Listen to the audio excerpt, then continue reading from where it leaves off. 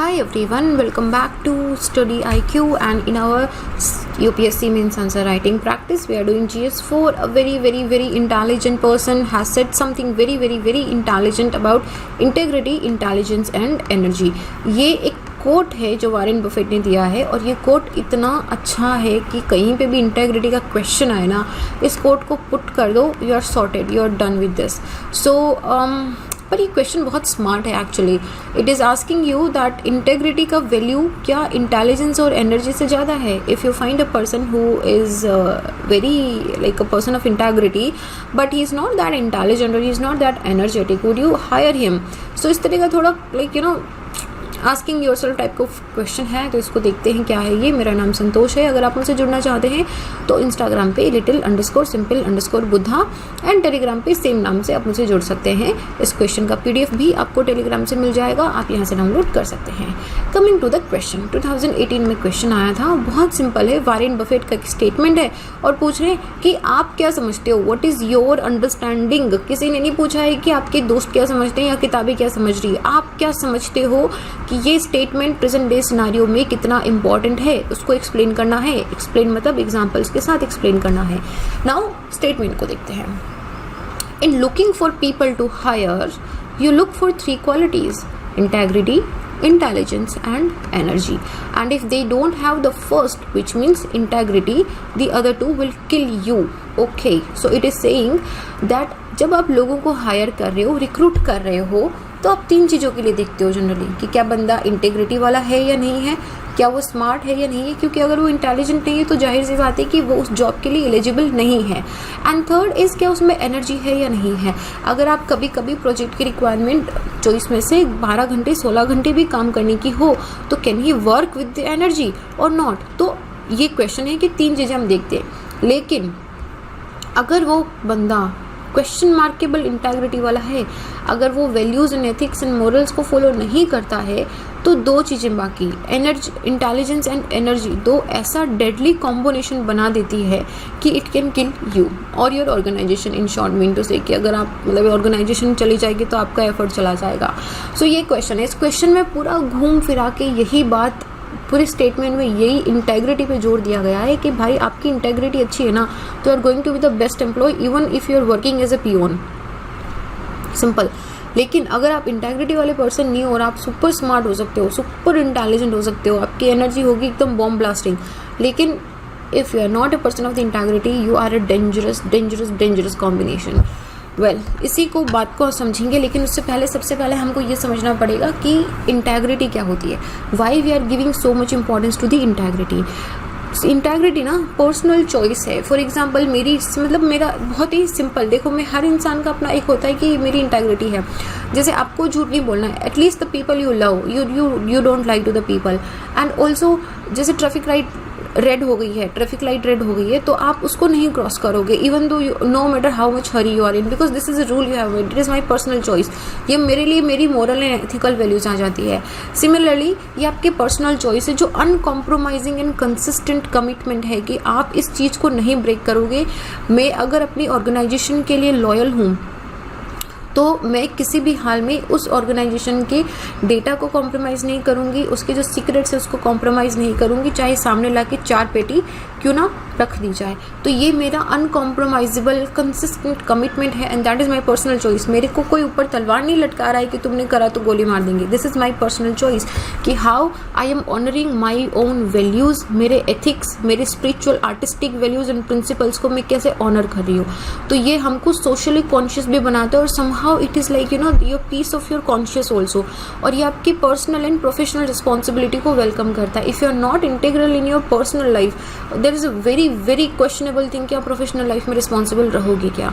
और ये हमको ऑनेस्ट होने में इंकरेज करता है in whatever dealings we have committed in a life long search of the truth and justice also.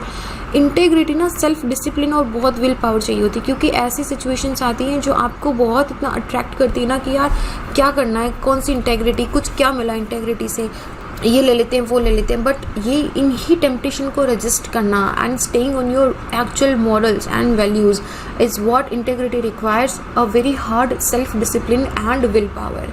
it is a priceless reward. That is your peace of mind, that when you sleep at the night you are so peace that you haven't done the wrong to yourself, to your personal and professional life, and that is your true dignity, that you had your head straight and strong कि हाँ मैंने कुछ गलत नहीं करा है.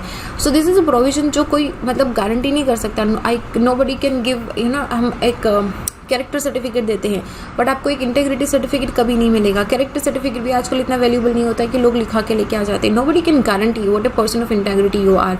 लेकिन आप अपने एक्शन से, आपके जो रिपीटेटिव एक्शंस होते हैं उनसे इस चीज़ को प्रूव करते हो. और इंटेग्रिटी का मतलब ये नहीं है कि अगर आप पब्लिक या प्राइवेट अगर सर्विस कर रहे हो, जैसे ऑनेस्टी, डिसेंसी, फ्रैंकनेस, फेयरनेस, लेकिन इन चीज़ों को एक बार नहीं बार बार रिपीटेडली अपने एक्शन में लाना, अपनी लाइफ में इन चीज़ों को रखना, चाहे आपकी सिचुएशन कितनी भी टफ हो. And that is what and it ensures reliability also, कि आपकी ऑर्गेनाइजेशन अगर आपको एक बहुत ही टॉप सीक्रेट बता रही है which can cost in the millions, लेकिन उसको ट्रस्ट है आप पे, आप रिलायबल हो, तो आपको बता रही है और उनको पता है कि आप किसी भी हालत में उस सीक्रेट को बाहर नहीं जाने दोगे, then it is acting in a certain manner, और वो भी रिपीटेडली. ARC ने भी, जो हमारी सेकंड ARC रिपोर्ट है, उन्होंने भी बोला है कि जो concept of integrity in public servant है, it needs to be amplified, ताकि जो गवर्नेंस है, जो गुड गवर्नेंस का कॉन्सेप्ट है, या जो efficient and effective delivery system का कॉन्सेप्ट है, उसको बहुत ही ज़्यादा इफेक्टिव बनाया जा सके. देखो, फाइनेंशियल इंटेग्रिटी एक एलिमेंट है. फाइनेंशियल इंटेग्रिटी कैसे हुआ कि आप एक एम्प्लॉय हो किसी कंपनी के, और आपको आपने कोई एक प्रोटोटाइप बनाया, या आपके पास किसी एक ऐसे मान लीजिए कि आप किसी मोटर कंपनी के लिए काम करते हैं, आपके पास किसी एक ऐसे इंजन का प्रोटोटाइप है या आपने बनाया है जो कार्बन इमिशन को बहुत कम कर देगा, and that is a ground breaking. दूसरी कंपनी वाई को पता चला और उन्होंने आपको बहुत बड़ा अमाउंट ऑफर करा और बोला कि यार ये मेरे को दे दो प्रोटोटाइप ब्लूप्रिंट जो है आपके पास, और मैं आपको इतना % शेयर या इतने पैसे दे दूंगा. लेकिन आपको पता है आप एक पर्सन ऑफ इंटेग्रिटी हो, the corruption can not break you. आपने मना कर दिया. दैट मीन्स फाइनेंशियल इंटेग्रिटी आपकी इंटैक्ट है.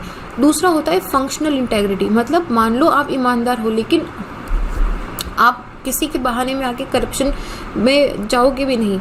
लेकिन अगर आप काम ही नहीं कर रहे हो इफेक्टिवली, आप ऑफिस में आ रहे हो, बैठ रहे हो, बोल रहे हो कि अरे मैं तो बहुत ईमानदार आदमी हूँ, मैं तो बिल्कुल I am completely loyal to this organisation, but if you are not working effectively, you are not working towards the welfare of the government, तो आपकी फंक्शनल इंटेग्रिटी कहाँ पे गई. तो ये आपकी फंक्शनल इंटेग्रिटी और आपका जो high level of efficiency at work है वो भी इक्वली इंपॉर्टेंट होता है. तो ये मतलब ये जो पूरा स्टेटमेंट वॉरेन बफेट ने दिया है, ये इंपॉर्टेंस ऑफ इंटेग्रिटी पे बताता है. बोलता है कि अगर बिना इंटेग्रिटी, बिना मॉरल वैल्यूज़ के हुआ ना, तो ये इंटेलिजेंस और एनर्जी ऐसे डिटरमेंटल होते हैं, फोर्सेज हैं कि जो ऑर्गेनाइजेशन और पर्सन दोनों को हार्म करेंगे. एक इंटेलिजेंट पर्सन और एनर्जेटिक पर्सन जो है ना, ये इतना कैपेबल होता है कि वो देखो स्मार्ट तो है, ही कैन प्ले ट्रिक्स, और एनर्जेटिक है कि he can meet and he can do anything. तो वो बहुत सारे अनएथिकल टास्क एंड ट्रिक कर सकता है, ठीक है. लेकिन मान लो कि एक पर्सन इतना इंटेलिजेंट नहीं है और थोड़ा कम एनर्जी भी है, लेकिन अगर वो एथिकल है ना, he is a very very valuable employ and very very valuable asset to the company also. Without integrity he is a deadly bomb. Example ले लो माल्या या फिर नीरव मोदी का एग्जाम्पल ले लो. दोनों बहुत इंटेलिजेंट एंड एनर्जेटिक बिजनेसमैन. मजाक थोड़ी है इतना बड़ा बिजनेस खड़ा करना, हज़ारों लोगों को एम्प्लॉय देना, और मतलब लाइक द रिचेस्ट पीपल, लेकिन द लेक्ड इंटेग्रिटी. और उनकी लेक ऑफ इंटेग्रिटी से क्या हुआ, हमारी कंट्री को लाखों करोड़ों का नुकसान हुआ है, अरबों का नुकसान हुआ है. और उसका पे किसको करना पड़ता है, we the tax payer are paying for that. तो इंटेग्रिटी इसीलिए सारी वैल्यूज से ऊपर एक वैल्यू होल्ड करती है कि आप किसी बहुत स्मार्ट, बहुत ही एनर्जेटिक पर्सन को आप हायर कर सकते हो, लेकिन अगर वो इंसान सही और गलत के बीच का वो फ़र्क नहीं जानता है, तो वो कभी आपकी कंपनी के लिए लॉन्ग टर्म के अंदर बहुत बेनिफिशियल नहीं होगा. शॉर्ट टर्म में आप एक प्रोजेक्ट काम करवा लो, 2 प्रोजेक्ट पे काम करवा लो, हो जाएगा.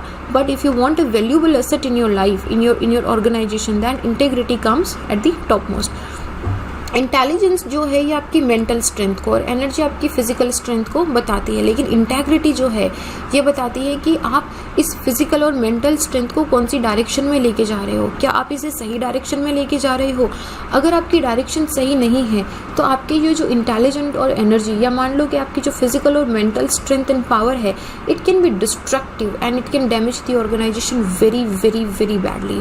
तो ये इंपॉर्टेंट है कि कोई भी एम्प्लॉय अगर ऑर्गेनाइजेशन हायर भी करती है तो वो ना, आपको पता है ऐसे छोटे छोटे क्वेश्चंस देती है, आप उनके अननोविंगली आंसर देते हो, and they just test your integrity integrity कि ये कैसे सिचुएशन में रिएक्ट करता है, इस सिचुएशन में कैसे रिएक्ट करता है। वो आपको out of the interview room भी काफ़ी सारे ऐसे सडन टास्क देते हैं जिससे पता चलता है कि इस इंसान की सोच कैसी है। ये आप इंटरव्यू देने आए हो तो तब आप बड़े अच्छे बन रहे हो, बिल्कुल पर्सन ऑफ इंटेग्रिटी बन रहे हो, बट आउटसाइड आप कैसे हो। तो ये सारी चीज़ें टेस्ट करी जाती है and it should be tested actually, क्योंकि एक ऑर्गेनाइजेशन में अगर लोग इंटेग्रिटी के साथ काम करते हैं, अपने मॉरल एंड वैल्यूज़ के साथ काम करते हैं, इसका मतलब है कि वो अपनी ड्यूटी को प्राइम दे रहे हैं।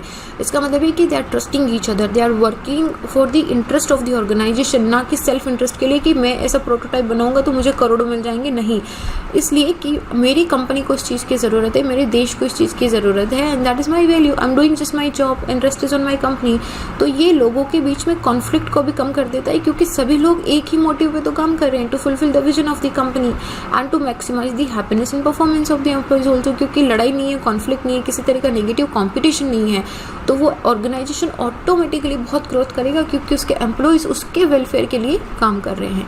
तो ये छोटा सा क्वेश्चन था कि क्यों इंटेग्रिटी को इतनी प्राइमेसी दी जाती है इंटेलिजेंस एंड एनर्जी से ज़्यादा। तीनों चीज़ें ज़रूरी है, लेकिन इंटेग्रिटी सबसे सबसे सबसे ज़्यादा ज़रूरी है। तो ये स्टेटमेंट ऐसा है जिसको आप बहुत सारे क्वेश्चंस में यूज़ भी कर सकते हो and this is it and guys do right answers. Answer writing के कुछ टिप्स एंड ट्रिक्स के बारे में हम अगले वीडियो में बात करेंगे। So this is it, I will see you guys in the next question. Till then be happy. जय हिंद।